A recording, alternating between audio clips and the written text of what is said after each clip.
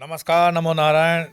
गीता दैन्य दैनी के आज हम 86th डे 86वां दिन है और आज ही के दिन हम प्रारंभ करने जा रहे हैं एक नया अध्याय अर्थात चौथा अध्याय। ये जो चौथा अध्याय है ये ज्ञान कर्म संन्यास योग नाम से जाना जाता है। तो आइए प्रारंभ करें अपने 2 श्लोक के साथ। हर अध्याय को जैसे हम प्रारंभ करने से पहले हमेशा कहते हैं ओम श्री परमात्मने नमः। अथ चतुर्थो अध्याय ज्ञान कर्म संन्यास योग। श्री भगवानुवाच इमं विवस्वते योगं प्रोक्तवानहमव्ययं विवस्वान् मनवे प्राह मनोरिक्ष्वाकवे ब्रवीत् एवं परंपरा प्राप्तम् इमं राजऋषयो विदुः सकालिनेह महता योगो नष्टः परन्तप।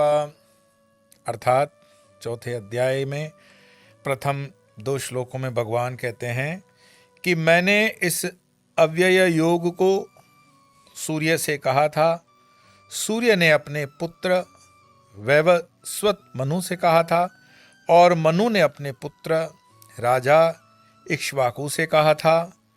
हे शत्रुओं को तप्त करने वाले अर्जुन, इस प्रकार परंपरा से प्राप्त इस योग को राज ऋषियों ने जाना, किंतु उसके बाद वह योग दीर्घ काल से इस पृथ्वी लोक में लुप्त प्राय हो गया। सीधी सी बात है, भगवान कृष्ण इन 2 श्लोकों के माध्यम से स्पष्ट रूप से कहते हैं कि गीता कोई पहली बार मैं कह रहा हूं, ऐसा नहीं है। ये योग अर्थात ये गीता भी जो है आदि अनादिकाल से विद्यमान है। सूर्य और उसके पुत्र, फिर उसके पुत्र परंपरा में, लेकिन किसी कारण से वो लुप्त होता है। समझना शब्द, लुप्त होता है, नाश नहीं होता है, लुप्त होता है। और जब लुप्त होता है तो फिर उसका उदय करने के लिए भगवान श्री कृष्ण पुनः पुनः उसको जागृत करने हेतु इस बार अर्जुन को ये ज्ञान दे रहे हैं। कई पढ़े लिखे लोग कह सकते हैं कि भाई इसका कोई साइंटिफिक एविडेंस या इसका कोई दूसरा प्रमाण नहीं है, तो ऐसे लोगों से तो अब बहस नहीं की जा सकती। महाभारत के शांति पर्व में 348.51-52 इसमें एक श्लोक आता है, त्रेता युगादो च ततो विवस्वान्मन्वे ददौ मनुष्य लोक प्रत्यर्थम सुतायेक्ष्वाकवे ददौ इक्ष्वाकुणा च कथितो व्याप्य लोका नवस्थितः। त्रेता युग के आदि में विवस्वान ने परमेश्वर संबंधी से विज्ञान का उपदेश मनु को दिया और मनुष्यों के जनक मनु ने इसे अपने पुत्र इक्ष्वाकु को दिया। इक्ष्वाकु इस पृथ्वी के शासक थे और उस रघुकुल के पूर्वज थे जिसमें भगवान श्री राम ने अवतार लिया था। इससे प्रमाणित होता है कि मानव समाज में महाराजा इक्ष्वाकु के काल से भगवत गीता विद्यमान थी, राम जी के समय भी थी।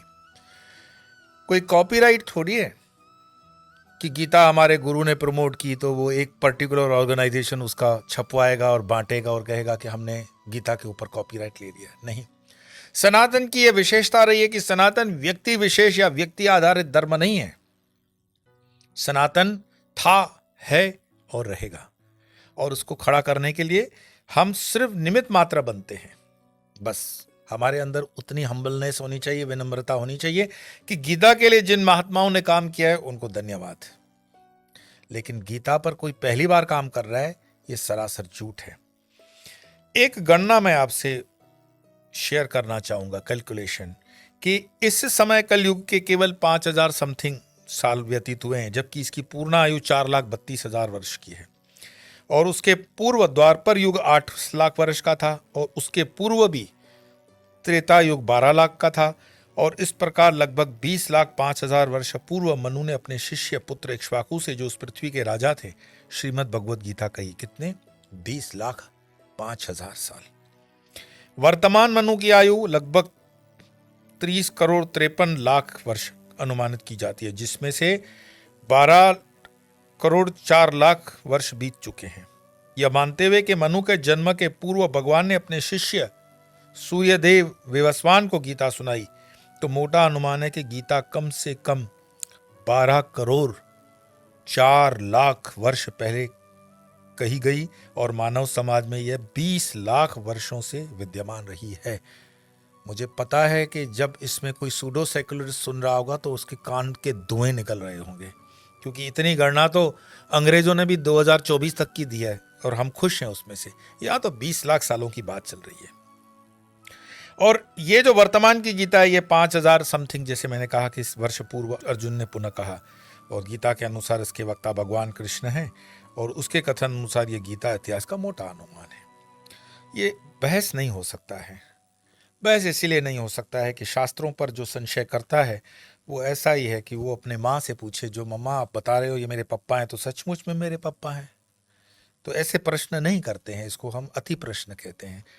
जो अपने पूर्वजों पर प्रश्न खड़ा करता हो, संशय खड़ा करता हो, जो अपने ऋषियों पर संशय खड़ा करता हो, कहीं ना कहीं उसकी परंपरा में, डीएनए में समथिंग रॉन्ग, मिलावट है। तो पूर्ण अंधश्रद्धा नहीं कहता हूं, लेकिन श्रद्धा और समर्पण से 20 लाख सालों का मिनिमम ये जो ग्रंथ चला आ रहा है, ये जो श्लोक चले आ रहे हैं, इसीलिए ही गीता को कॉन्स्टिट्यूशन ऑफ कॉस्मस कहा जाता है।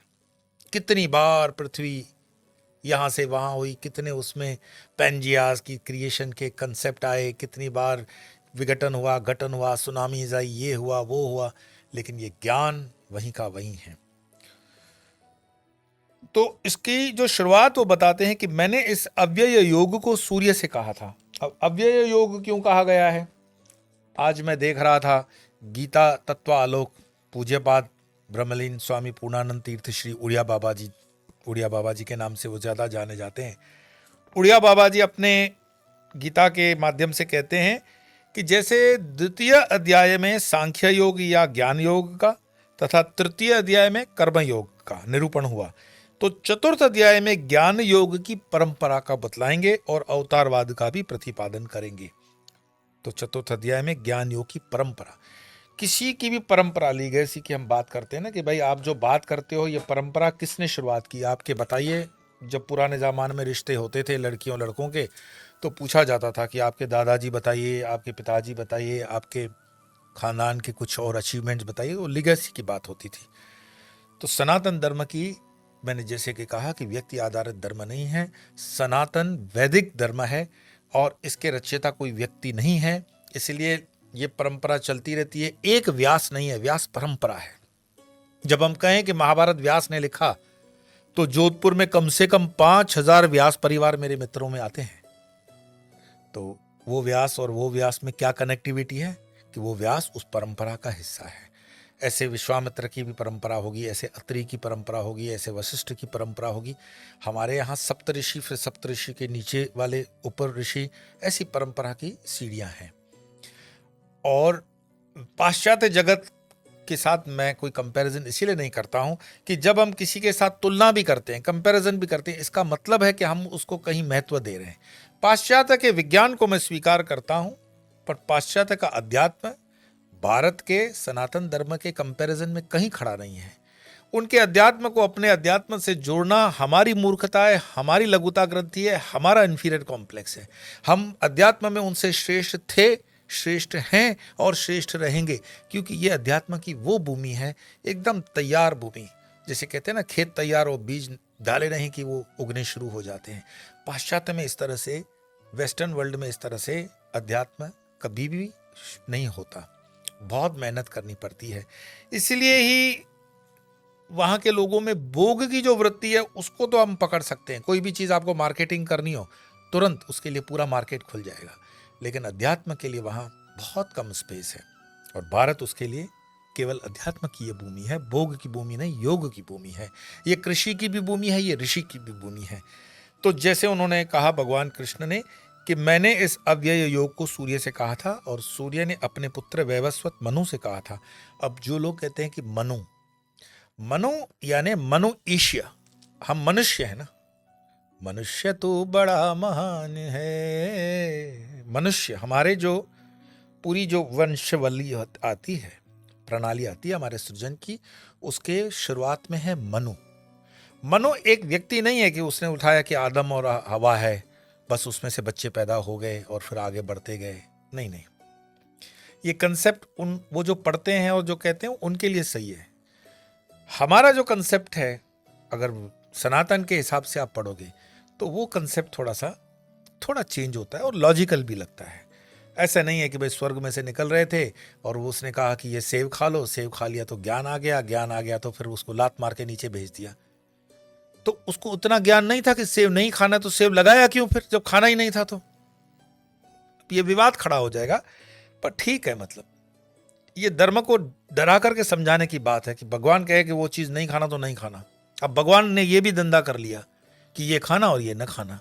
वो कुछ हमारे वाले भी कहते हैं प्याज खाना, लहसुन मत खाना, लहसुन प्याज मत खाना, ये खाना वो न खाना। कुल मिलाकर के अध्यात्म का इससे बहुत बड़ा संबंध नहीं बनता।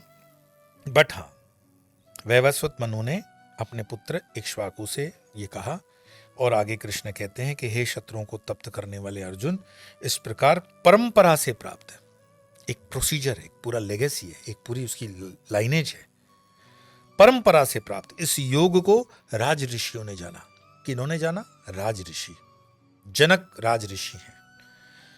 राज ऋषि मतलब आप इसको इस तरह भी समझ सकते हैं अंदाज लगा करके कि ये ज्ञान सर्वसुलभ उस जमाने में नहीं रहा होगा, सर्वसामान्य के लिए नहीं है। राज ऋषि एक पर्टिकुलर क्लास, हायर क्लास, कि जिसके पास खाने पीने की कोई चिंता नहीं होगी, चिंतन मनन करने के लिए खूब उसके पास संसाधन होंगे। राज मतलब राजनीति से जुड़ा हुआ। और राजनीति आज के वर्तमान की राजनीति नहीं बोल रहा हूं कि आज की जो वर्तमान की ये छिछड़ी राजनीति है, ये राजनीति नहीं है। राजनीति में राष्ट्रनीति होना सर्वोपरि है। राजनीति में अपना निहित स्वार्थ नहीं होता है कि भ्रष्टाचार के नाम पर जो लड़कर के आएंगे वो ही खुराफाती दिमाग से ऐसा भ्रष्टाचार करें कि ढूंढते रह जाओगे। और अपने को बचाने के लिए क्या क्या नहीं वो अपनाते हैं सारे हथकंडे। तो ये तो फिर राजनीतिक बहस हो जाएगी। राज ऋषियों ने जाना था क्योंकि वो एक पर्टिकुलर लेवल पे थे और गीता सबके लिए अब जैसे सुलभ हो गई है, उस जमाने में ये सुलभ उतनी नहीं रही होगी। तो विशेष पर्टिकुलर राजऋषि वाले लेवल के संतों महंत मतलब जो ज्ञानी हैं उनके में बीच में रही होगी, उस पर चर्चाएं होती होंगी। सोच लो 20 लाख सालों का सफर है ये पूरा। हम हैं 2024 में, अभी 20 लाख सालों के अंदर गीता कितने कितने मनुष्यों के बीच में चर्चा का विषय बनी होगी, कितने उसमें से धन्य धन्य हुए होंगे। और वह योग दीर्घ काल से पृथ्वी लोक में लुप्त प्राय हो गया। और अक्सर ऐसा होता है कि जब अपर क्लास के लोगों में कुछ वो नॉलेज रहता है, वो अगर परकोलेट होकर नीचे वाले क्लास में नहीं आता है तो वो लुप्त हो जाता है। जैसे मोहनजोदड़ो सिंधु की सभ्यता, उसकी लिपि, उसकी लैंग्वेज आज भी हम डिकोड नहीं कर पा रहे हैं। क्या कारण रहा होगा? अगर इतनी टेक्नोलॉजी है, इतना हमारे पास समझ है, हमारे पास विचार है, हम क्यों नहीं समझ पा रहे हैं? क्या वो एक साथ सारे लोग मारे गए, सारे एक साथ भाग गए, एक साथ उनको किसी ने कहीं पे उड़ा दिया? तो क्योंकि वो पर्टिकुलर क्लास के लिए रिस्ट्रिक्टेड रहा होगा। तो गीता के साथ भूतकाल में ऐसा हुआ।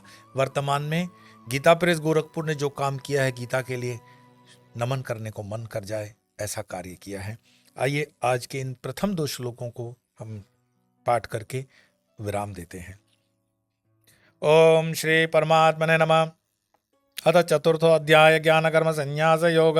श्री भगवानुवाच इमं विवस्वते योगं प्रोक्तवानहमव्ययं विभस्वानमनवे प्राह मनोरिक्ष्वा कवे ब्रवीत् एवं परंपरा प्राप्तम् इमं राजऋषयो विदुः सकालिनेह महता योगो नष्टः परन्तपः। तो आज इतना ही। कल फिर इसी गीता के अगले 2 श्लोकों का पाठ करेंगे और चौथे अध्याय में इस तरह हम प्रगति करते रहेंगे। तब तक के लिए नमो नारायण।